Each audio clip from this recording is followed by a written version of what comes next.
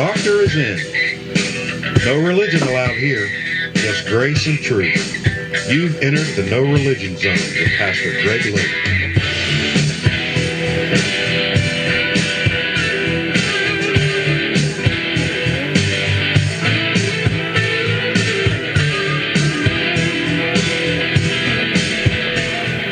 Hey, you've entered the NRZ, the No Religion Zone, this week's podcast, and I'm going to continue the theme that we've been dealing with in church and last week as well, and even on the radio, because I believe God gave me a word when I was out of town last couple weeks ago, and the word was God is drawing a line of demarcation. That's not judgment.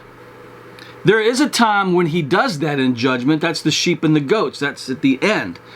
But this line of demarcation is one, and the picture he gave me, and I know some of this is repeat for some of you guys, but again, it's necessary, is like when somebody's graduating from first grade to third grade, it's not so much a judgment or a punishment. It is, hey, you don't know enough to go to the next grade. You should have prepared more. You should have studied more. And wait till you see where we end this, because I think I got a word for us today. And so this line of demarcation that God is drawing is that it's the same type of mentality, or it's the same type of understanding, if you will, of the cloud moving in the Old Testament when God was leading Israel from Egypt through the wilderness to Canaan. The only way they knew how to get there, they didn't have a compass. No one had been there before. They had been in bondage for 400 years in Egypt, so no one knew how to get there. They had to follow a cloud by day and a pillar of fire by night. And so that cloud, if you didn't move with that cloud, you were left behind. Now, you can call that judgment. You can call that, I just see it as, hey, if you don't get with the program, you're not going to be prepared for what he has for you. And so we'll jump into that here in a minute. But let me start off with something I think, if you don't get this, you're not going to understand much of anything. And that is Israel, when you understand and read the Old Testament, Israel's geographical journey. That means they started in Egypt. We can pinpoint them geographically in a country called Egypt. And then we can watch them move through a wilderness. And they're heading toward a country called Canaan. So their geographical area and the things that they went through, the Red Sea, the pillar, all these are types and shadows of spiritual experiences that you and I go through in the New Covenant. So everything in the Old Covenant was hidden. We didn't really understand it only by story, but when you get to the New Covenant unveils all these truths that we've been talking about. So we can see what the cloud's a type of, we can see what the Egypt's a type of, the River Jordan, what is a type of, and we can see all this in typology now. Because Romans, I think it's Romans, there is a verse in Romans and Corinthians, something along the lines that these things were not written for them, because they experienced it. It was written for us who would have to understand their geographical journey is a type of our spiritual journey today. So when you see Egypt, what's that mean today? Wilderness, what's that mean to us spiritually? Canaan, what's that mean to us spiritually? The Red Sea, what's that mean to us spiritually? The River Jordan crossing over, what's that mean to us spiritually? What's Canaan mean to us spiritually? So when you understand Israel's geographical journey and all the little things we just mentioned, and what those are a type of, it'll help you understand our spiritual journey in Christ. Now Israel starts in Egypt to the wilderness to Canaan. And when they get to Canaan, they're to drive the enemy completely out of the land. Now, when they get to Canaan, now, I'm going to be all over the place, but I'm going to bring it together. But when they get to Canaan, not the first generation, they couldn't enter in because of unbelief. The second generation, because they couldn't enter in, or actually the second generation did enter in, but they didn't drive the enemy completely out. And you'll find in Joshua chapter 18 verse 3, Joshua said unto the children of Israel. Now this is clear into the book of Joshua. This is beyond them entering in. They've been there for years. And Joshua says to the children of Israel, how long are you slack to go and possess the land? Look, how long are you slack to go in and possess the land which the Lord your God, your fathers, has given you? So Joshua's saying, look, we've been here long, and we should have already had this land. That echoes Paul when he says to the Hebrews, you guys ought to be teachers by now, but you ought to be mature. I'm still coming to you, and I got to give you milk. I should be giving you meat now. And it's the same type of mentality. What's impeding the people of God from going in and possessing land here, but Christians in the new covenant, what is keeping us from possessing our inheritance? Moving on in God to His fullness. In other words, all that He's prepared for us. Why are we slacking? Why is the church today slacking in driving out addictions? Why is the church slacking in healing the sick and casting out devils and things of that nature? Why is the church slack in being light in darkness, salt, preserving a culture, a generation? Why are we slack in possessing everything God raised us to? We could say what Joshua said to them, man, he could say to us today. Now, when you go from Joshua, the next book in the Bible is Judges. And when you get there, Joshua dies, and they still are slack in possessing the land. In fact, they never do completely. Because if you read chapter 1 of the book of Judges, you're going to find out that every nation, every tribe, did not drive out the enemy completely. You'll say, and this nation did not drive the enemy out, and this tribe did not drive the enemy out. So all the tribes that God gave land to, they never drove the enemy completely out. You know what that is? A type of the church that never drives the enemy completely out. Paul, and there's probably only a few people that would be able to say this. Jesus said it, but Paul echoes it and says, Satan has nothing in me. How much does Satan have tied to us because we're so tied to the world and the flesh? What is it that the enemy has you tied to that you're not able to go on? And to be able to go on means you have driven the enemy out somewhere. Even renewing the mind. You're casting down strongholds. You're pulling down strongholds to receive more truth that liberates you into the freedom and experience and encounter that God has for you. What keeps you from moving on is strongholds in the mind. What keeps you from moving on could be things that the enemy is using against you that you've allowed in. This is why Paul said in Ephesians, do not give him an opportunity. Every opportunity you give him, you impede your growth, you impede your moving into the things of God. Growth in this. We'll get into this here in a minute. I got a lot to say. But growth in this manner, because I want to make sure I say this, not that you're becoming something, but you're growing into who you already are. All right? And we'll talk about that here shortly. God has plans for us, for you and me. Yet the enemy's going to do all that he can to thwart those plans. And he's going to tempt us to give up, let go another way, stall, become sluggish. That's everything. Because he knows he can't steal your salvation. He knows he can't. There's certain things he can't do, but there are things he can do. Let's put it this way. The enemy cannot make you do anything. You have to own everything that happens to you. Every sin committed, every disobedience done, everything you do, you have to own, because the devil does not have that power. But what he does have is weapons called lies, deceit, deception, and temptation. Now, because Paul knows this, and maybe the church doesn't know this, or it's not being taught, but Paul knew this. In 1 Corinthians chapter 9, and I'm going to read some verses here. Paul says, this I do for the gospel's sake. I'm looking at chapter 9 of 1 Corinthians, verse 23, if you want to go there.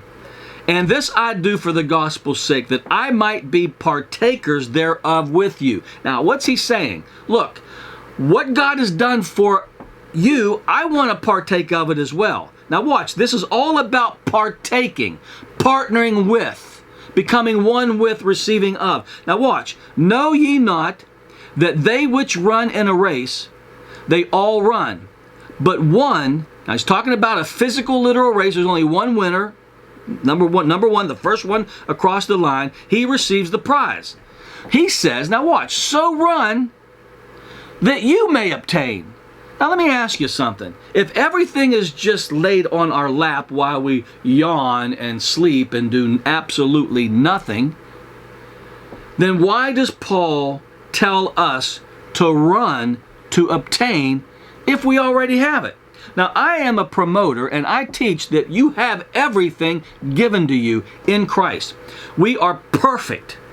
We are saved by and perfected by one sacrifice.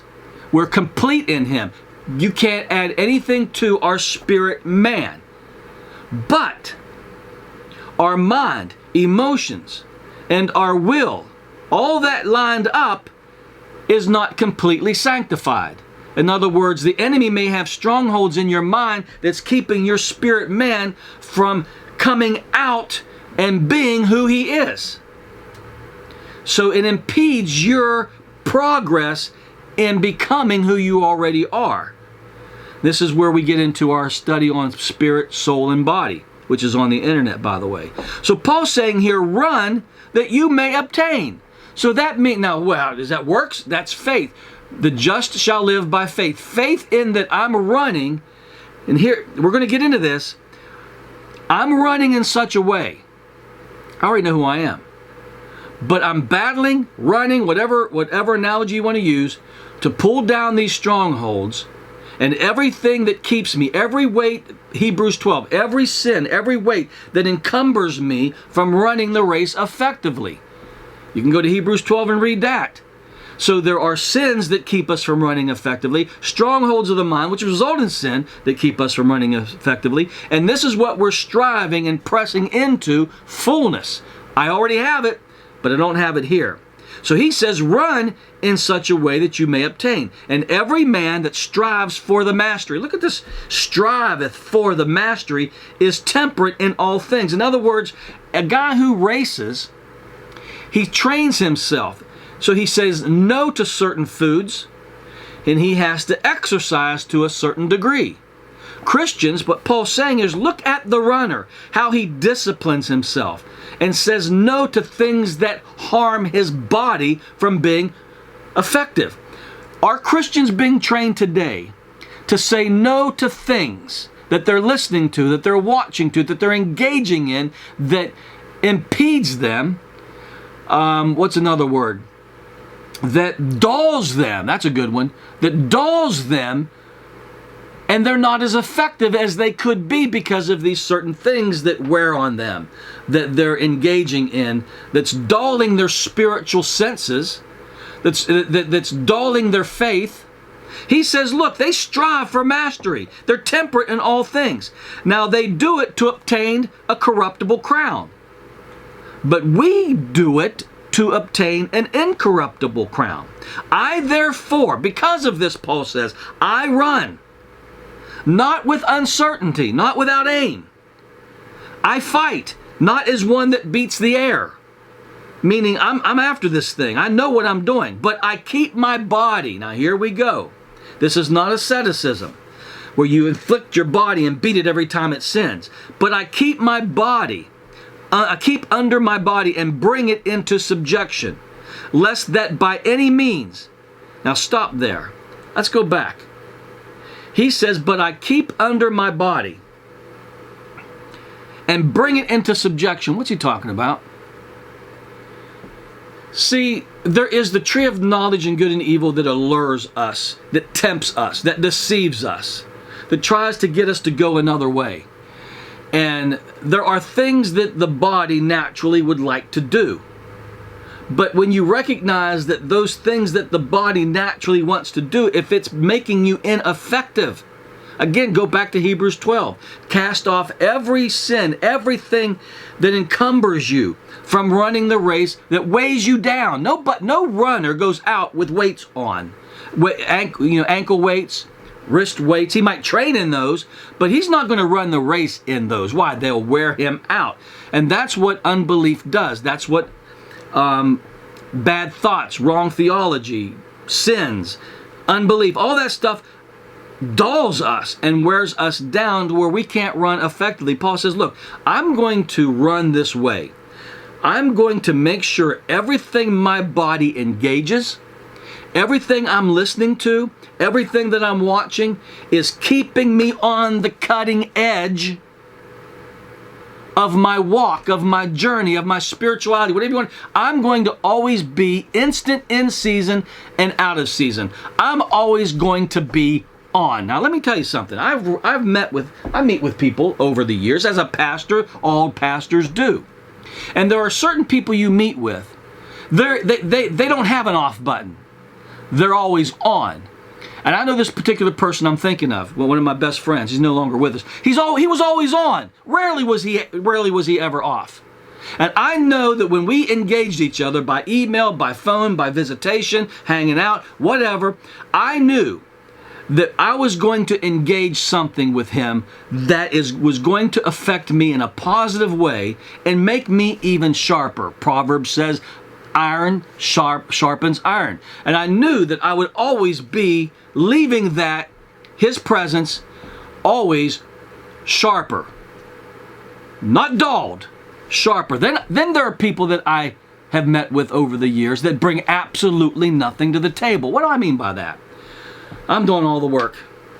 I'm the one. And they're like, And then there's a glaze over their eyes. They have no clue. It's going over their head. And it's like they're always off. I'm sorry. They're always off. What makes a Christian either always on? Now, Peter says, be instant. Be instant in season and out of season. Always be on. And you can't be on if you're dulled. You can't. You'll be off if you let these things. Paul says, I buffet my body. I bring it under subjection.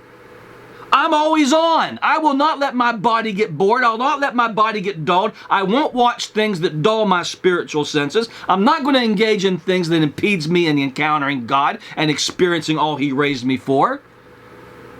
So that's all the devil can do, is throw this stuff at you to impede your pursuit of God and your encounters with God and your experiences. Paul says, I won't let that happen. Now watch what he says after this. I find very interesting. But I keep under my body and bring it into subjection.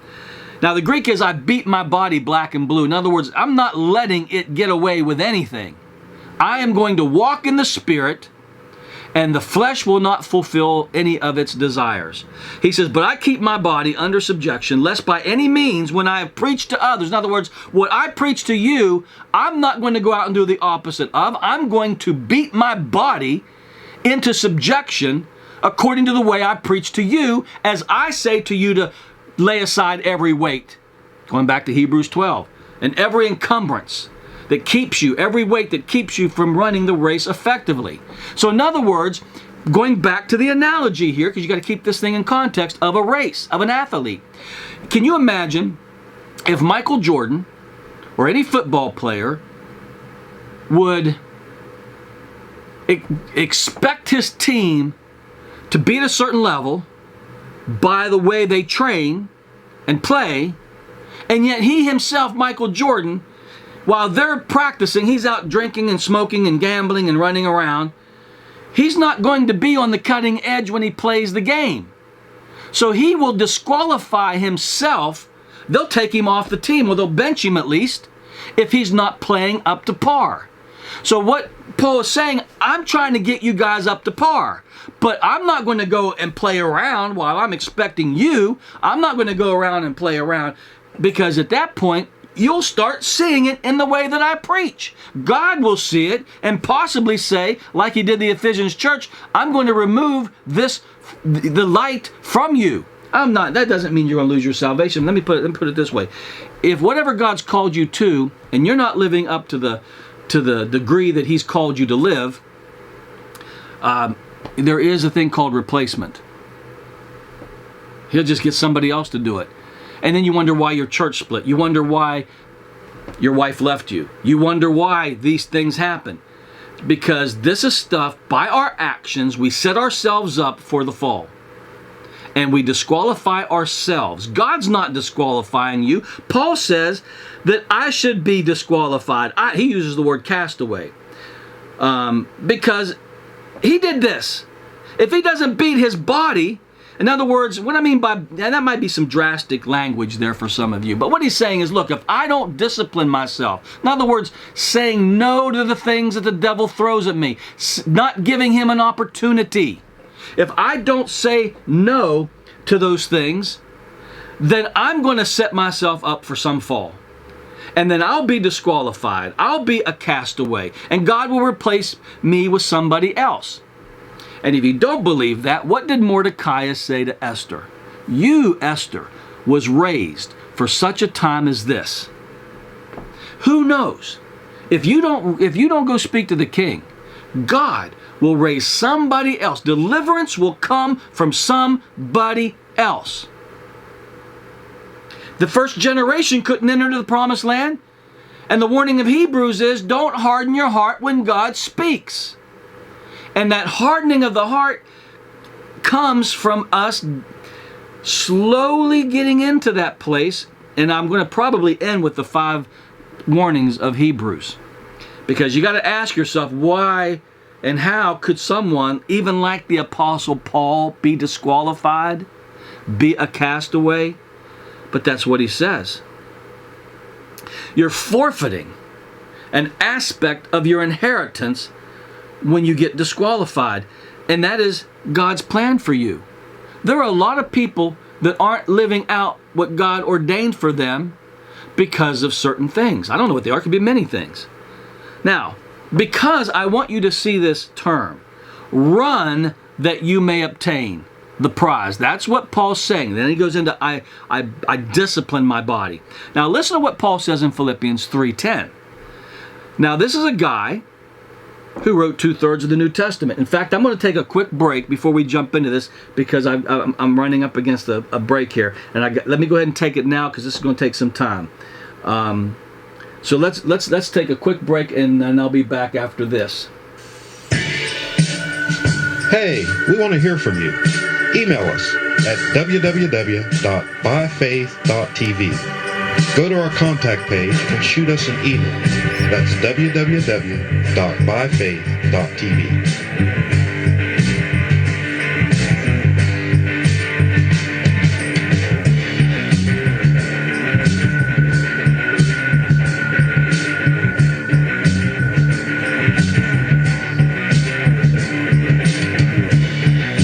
You're listening to By Faith Radio, where the good news of Jesus Christ is proclaimed 24/7.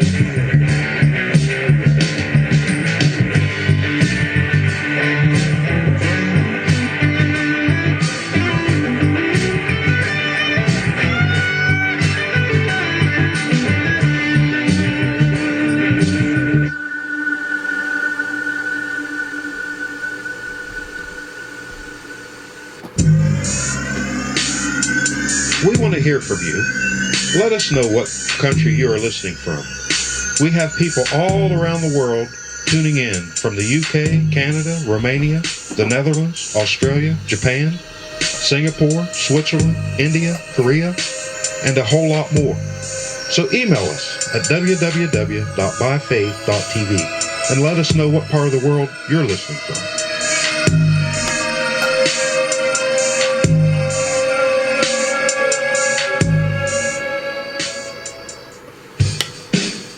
If you're new to the Grace Message, we have a New Covenant series that's designed just for you.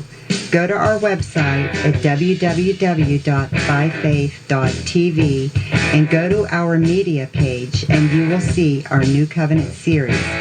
That's www.byfaith.tv. You're listening to By Faith Radio, Share this station with a friend. Tell someone about our website. All our information is up there and over 4,000 hours of teaching from Pastor Greg. That's www.byfaith.tv. You know, God has been drawing lines of demarcation with the human race since the beginning. He drew a line with Adam and Eve. Starting at the very beginning with Adam and Eve, he drew a line between two trees. You eat from the wrong tree, death comes. He goes and draws a line to Cain and Abel over sacrifice. First line was about what tree to eat off of, what not to. Second line was what kind of sacrifice to bring to him. And Cain brought the wrong one. And God goes to Cain and says, hey, Cain, sin is crouching at your door, but you must master it, for its desire is for you. So Cain had to make a choice, and there are consequences. Then we've got the line with Noah's Ark. You either get on board or stay in the land. He drew a line. And for over 100 years, Noah, while building that ark, was preaching righteousness. And they wouldn't listen. And there are consequences. And then you can go to Abraham, Nimrod, so forth and so on. God's always drawing a line. Joshua, choose this day whom you will serve. Moses, the tribe of Korah. If you want to go with him, side with him.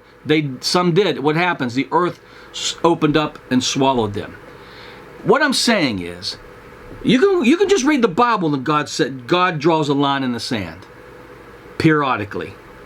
But how often is He drawing a line in the sand in your life as you're growing in the knowledge of Him? See, knowledge you have to experience and encounter transformation as you're receiving knowledge that brings you into a new place in God. You know, this is what the cloud was always moving. You can sense, if you've been saved long enough, when the cloud begins to start moving in your life. You know God's starting to stir. Revelation's coming, and change happens. It's called repentance. You change the way you think. You turn from this direction to that direction. That's all repentance is. It means to change the way you think, and when you do that, you change the course of action that you're on. So Paul, in Philippians chapter 3, verse 12 says, not as though I have already attained. Either we're already perfect. Now, this is a verse that you may use and say how I have been preaching wrong. Paul says we're not perfect. But I told you, and he told you, we're a product of a perfect sacrifice. We are complete in him. As he is, so are we in this world. And Paul says, not that I've already attained, either we're already perfect, but I follow after, if that I may apprehend that for which I also am apprehended of Christ. Brethren, I count not myself to have apprehended, but this one thing I do, forget what lies behind, this one thing I do, I press on, I reach forward to what lies ahead. I press toward the mark. Now, why would he say he's not perfect when he told us we are perfected by a perfect sacrifice forever? By one single act, one sacrifice, we have been perfected forever. Not over there, forever. That means now and over there. And then he says, but I press on. Verse 15 is going to fix everything. Let us therefore, as many as be perfect. Now, wait a minute, Paul. In verse 13, or verse 12, you said, not that I'm perfect. But then in verse 15, you say that I am perfect. This is one of those things that your eyes have to be open to, is that we are perfect, made perfect, born again of a perfect spirit, Christ in us. We're one with him, and that is a perfect life, new life. We are new creations. That's perfect. But we house that perfection that we are in earthen vessels. That's why Paul says we have this treasure in earthen vessels. So I have this earthen vessel, but I have this perfect man within me. But I've got this unrenewed mind that the Spirit has to work with my mind to control my body to have an outcome called Christ, manifesting His glory on earth as it is in heaven. So that's what he's saying. He goes, my mind's not there yet. Though I'm perfect, I chase, I run, I press, I strive, I contend to be made perfect in this sense that I come into the perfection I already am. You have to look at verse 12 and 15. I'm only sidebarring this. I'm not trying to make this the message. I just want you to see that he's running to obtain a prize. And he says, I want you to run as if you're obtaining something. What am I obtaining? I'm obtaining all that God raised me to. I'm coming into the very new man I've been all along. That's what I'm chasing. That's what I'm running after. And that's only by having my eyes open. There ain't no work I can do. You can fast till your skin and bones. You can pray till the cows come home. That's not going to do it. What's going to do it? And that's why Paul prayed in Ephesians 1, 16, 17, that the eyes of my understanding would be open. Chapter 4 of Ephesians, that I would learn Christ, growing in the knowledge of Him. See, I'm growing in the knowledge of Him. Sunday morning, God gave me a phrase. I wrote it down. I left it at the church, so I'm going to try to work with this here. It's on a piece of paper at the church, but I walked off and forgot it. But it says something along the lines, I'm probably going to botch this, because it just came to my mind, is that I am who God is in me. Now let that sink in, and maybe I can say it another way, because I don't remember exactly. As I said, it's written at the church.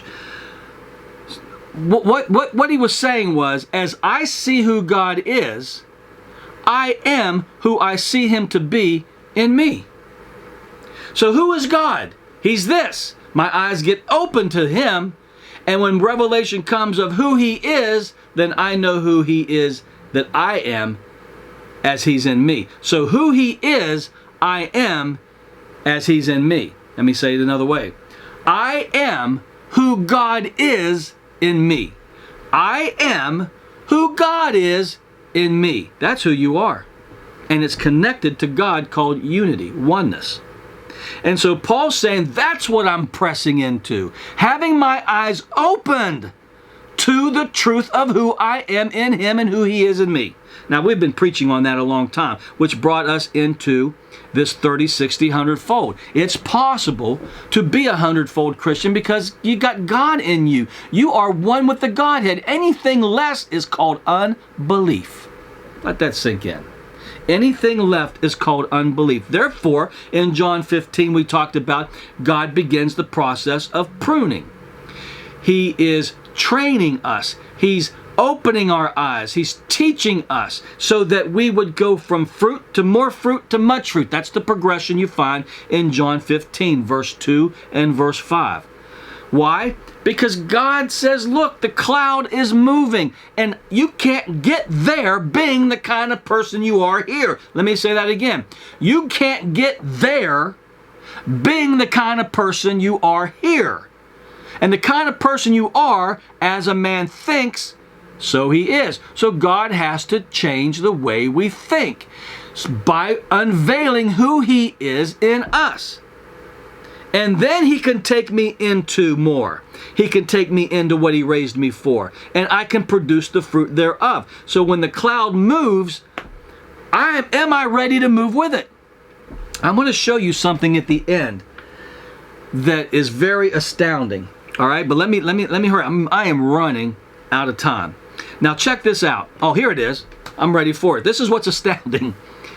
The cloud is moving, but I want to show you a tribe that refused to move with the cloud. A whole tribe. There's only 12. There's only 12 tribes. And one said, we're done. We don't want to go. Now watch. One tribe decides not to go over. This tribe refused to go into Canaan and settle on the other side of Jordan. Meaning this, they missed out. They chose to miss out on all. Now listen, they didn't settle in a place of bad, where it was horrible. And I'm going to read the scriptures here in a little bit.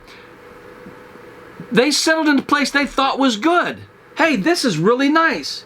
They hadn't even seen the land of Canaan yet. How do they know? So what they did, they settled for good, not God's best. Now you say, well, I don't know, what about great? No, come on, listen to me. These stories in the Bible were written for you and me. This tribe liked where they were, but it was on the opposite side. See, Jordan is a line of demarcation. The Red Sea is a line of demarcation. At the Red Sea, God told Moses, stand up and go forward, or get eaten by the Egyptians. Jordan, the River Jordan, they had to cross over. But this tribe, I think it's Gad and then Reuben, there was a couple of them that drew from other ones, but these Reubenites and Gadites, or however you pronounce it, however they were called, they decided they liked this side of Jordan. How many Christians get saved and they're genuinely saved and they like where God brought them, but they don't want to go further because it might change what they like?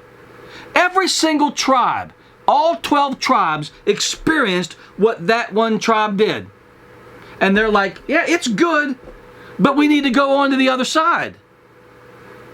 If it was so good and if it was God's plan, they just would have settled there the rest of their lives. But one tribe got caught by the good, and the others went for the best. And that's what separates 30-fold, 60-fold, and 100-fold Christians. Is you're going to settle for the little bit that you've received up to this point and think, well, this is good. I like it here. I got a good job. I got this. I got that. I got a nice place here, and I've got a nice position in the church. Hey, don't change nothing, God. Are you serious? You can't tell God not to change anything. He's all about change because the cloud is always moving. For the cloud to stop, guess where you'll be? Heaven. You can't even possibly think what you have is everything God raised you for. And who you are is, you can't be any better than who you are. That's why Paul said, not that I've obtained it, I press on. I am so discontent where I'm at. I told the church I don't like where we're at. I appreciate where we're at. We're a hell of a lot further than others.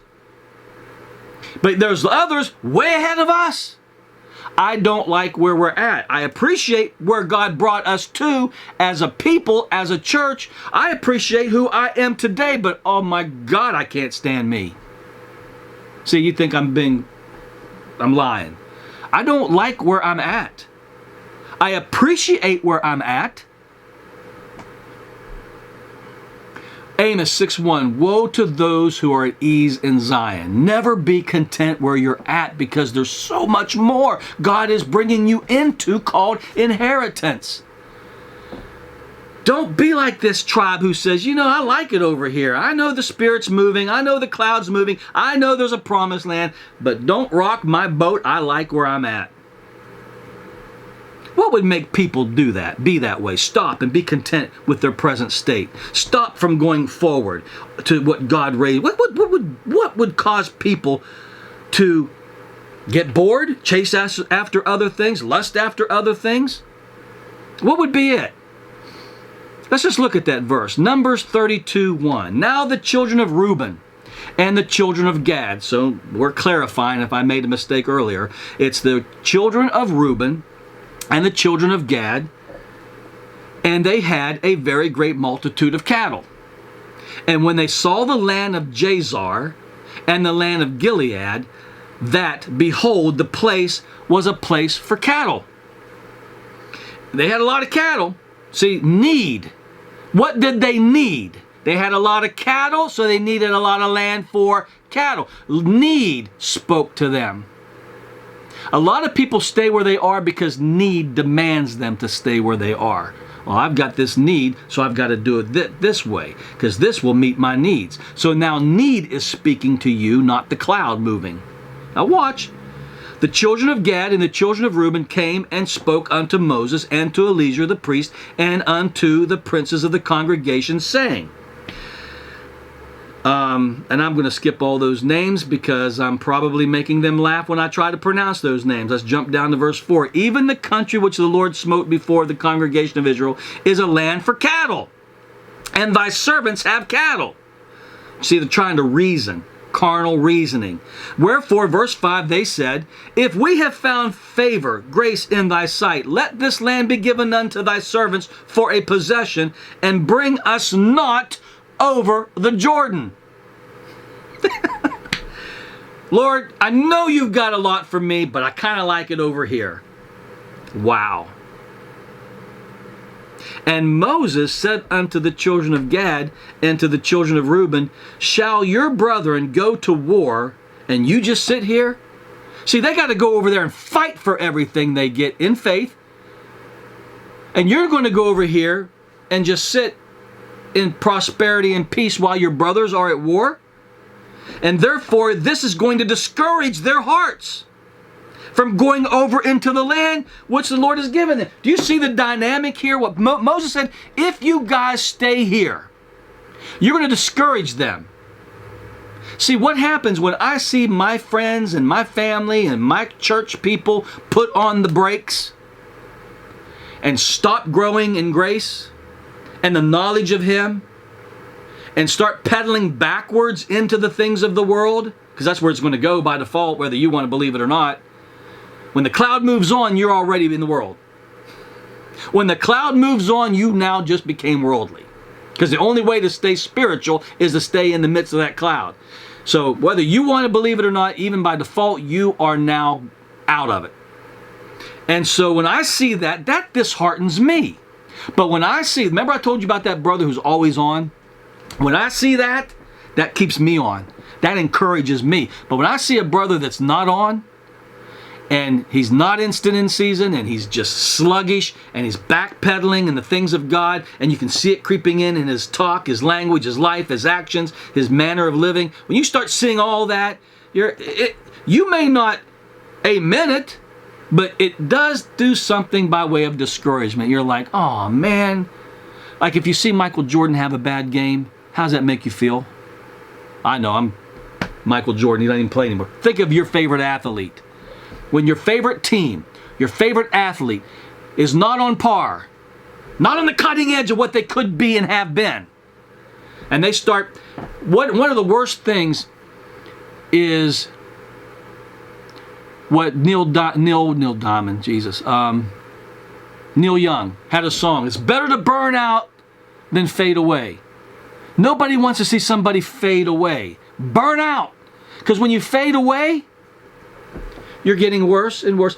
So you see these boxers who were the number one slot, and then all of a sudden they lose and they lose and they lose and they lose. They're not even a top contender anymore. And then they just have to retire because they're no good anymore. What does that do to the fan base? It's hard to see somebody on the pinnacle fall. And it's hard to watch Christians who have been on fire for God, love God. I mean, just, you like, oh man, God's really moving in that person's life. And then in a year or two, they're the total opposite. So that's very disheartening. And so Moses is saying here, look, when these people see you guys do this, that's not going to be good for them. He wouldn't let them do it. He says, you can have this land, but you're going to go across there and fight with them. And when they get their land, then you can come back over here and take that land. That's how it pretty much went. How does these people get to this place of not wanting to cross over? How do they get to a place of not wanting to cross over? And these are the 5 warnings in Hebrews. And I'm not going to have time for that. But I'll give you the 5. You start drifting from the Word. You start neglecting the Word. Then because you've neglected the Word and you're drifting from the Word, you begin to doubt. You begin to have unbelief. Hardness of heart sets in. Then it goes from drift to doubt to being dull. You become slothful. Spiritual apathy. And then the next stage, the 4th one, is you begin to willfully just do things you know God's not involved in, not God's raised you to. Now you're completely out of what the cloud moved on, and you're doing your own thing. that's when you begin to despise the leading of the Spirit. The hardness of heart, you're not hearing the voice. And then the last stage is you defy. And he uses Esau. And so Esau neglected and sold out his birthright, his inheritance. And you sell out everything God raised you to and for the world, for need. He wanted stew. The little boy was hungry. He wanted a pot of stew. And Jacob says, hey, give me your birthright. What are you selling out? All that God raised you to, the world is constantly trying to get you to sell out your birthright, sell out your inheritance for what the world can give you. Gad and Reuben sold out their inheritance for land because it was land good for their cattle. Folks, it ain't about your cattle. It's about you and what God's doing. It's not about money. It's not about your job. It's not about any of that, reputation, any of that. It's about what God is speaking and doing in your life. Catherine Coleman said that God had went to two to three other men, and they denied the calling. They just didn't want it, and then he came to her. He revealed that to her, whether you want to believe that or not. Whether you want to believe that or not. God is presently working in you right now. I'm taking one more break because I want to take time on this closing, because I got to bring this to a close that's going to speak to you in a profound way, because I brought you to this point to say what I'm about to say. So we're going to take a quick break. I mean a real quick one, and then I'm going to be back after this.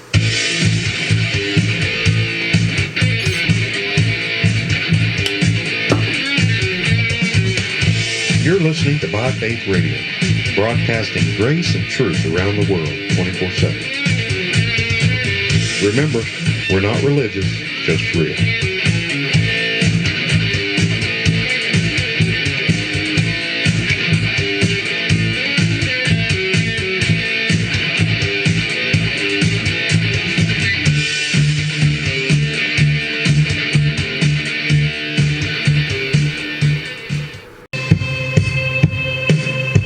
If you would like to give according to Galatians 6:6, we now accept PayPal. Visit our website at www.byfaith.tv. Go to the giving page and see the different ways you can give. That's www.byfaith.tv.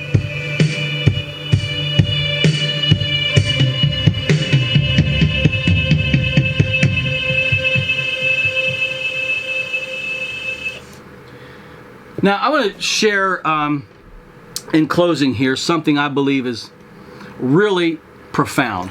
Now, check this out.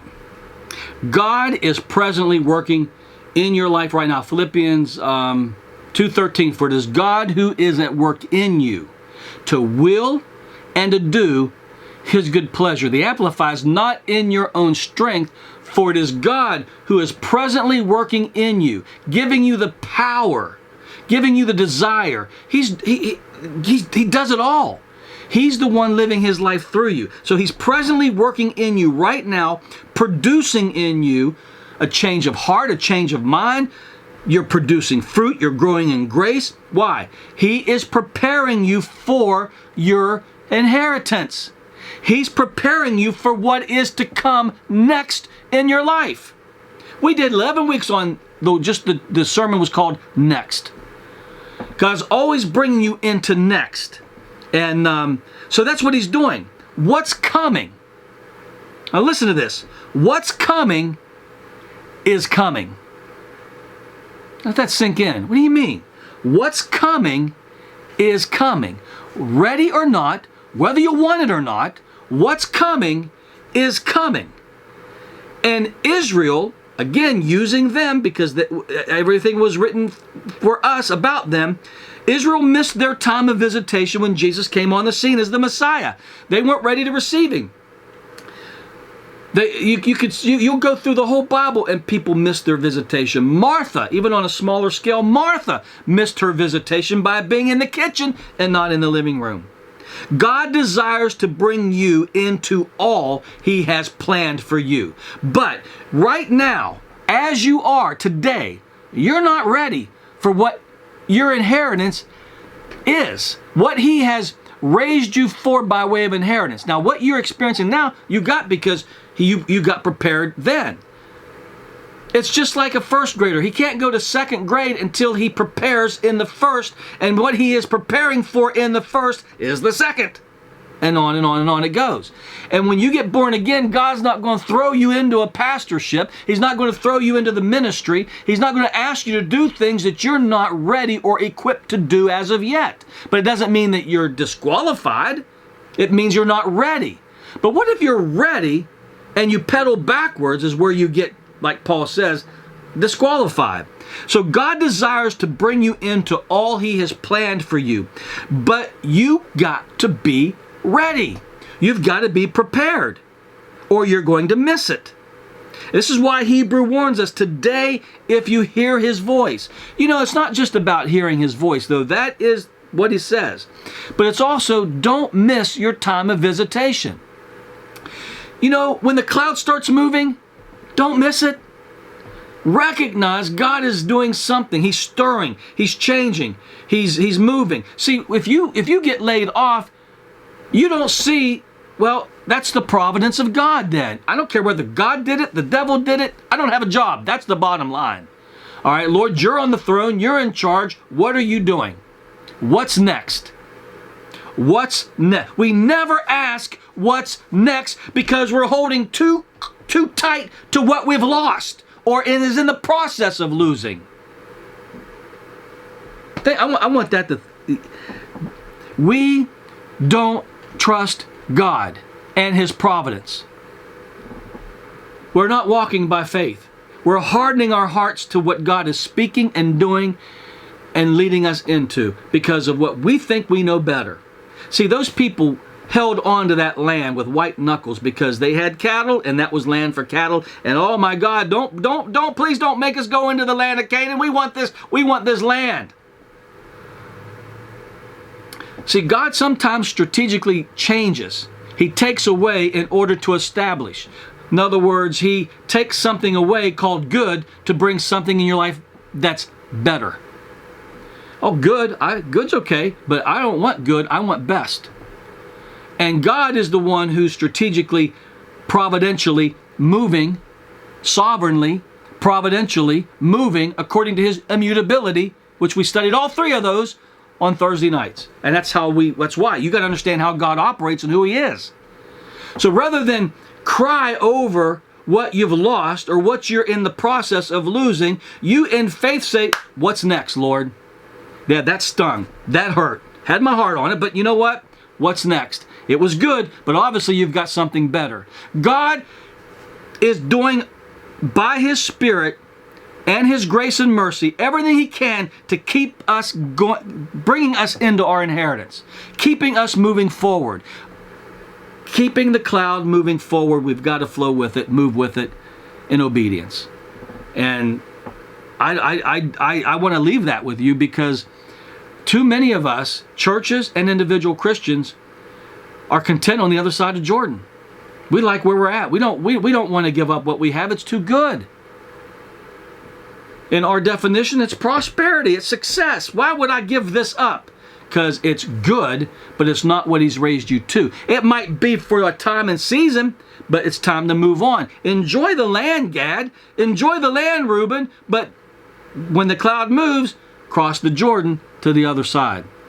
I hope this has encouraged you. I really do, because I believe in my spirit what I felt like God was saying to me, to say to my church and anybody listening, is He's drawing that line. And the line, when the cloud moves, a line is drawn. Every time the cloud moves, a line is drawn in the sand. You got to move on the side of the cloud. You can't be, the minute you don't move with the cloud, you're automatically by default on the other side of the line that He drew. So He's drawing a line of demarcation. He's moving us into perfection, which is simply moving us into who we are in Him. And we get there by faith. We get there trusting Him and walking according to what He's ordaining our footsteps in. He closes a door. Next. Where's the next door? I'm ready, God. Move me on. He wants you to give up something. Boom. I see it now. That's not good for me. I'm not watching that. I'm going to begin to start disciplining my body to keep me on the cutting edge so I can be spiritually in tune so when he speaks, I don't harden my heart. Amen? I hope this has helped you. And I will see you Thursday.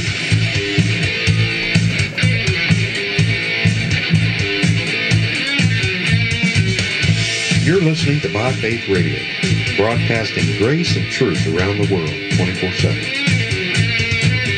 Remember, we're not religious, just real.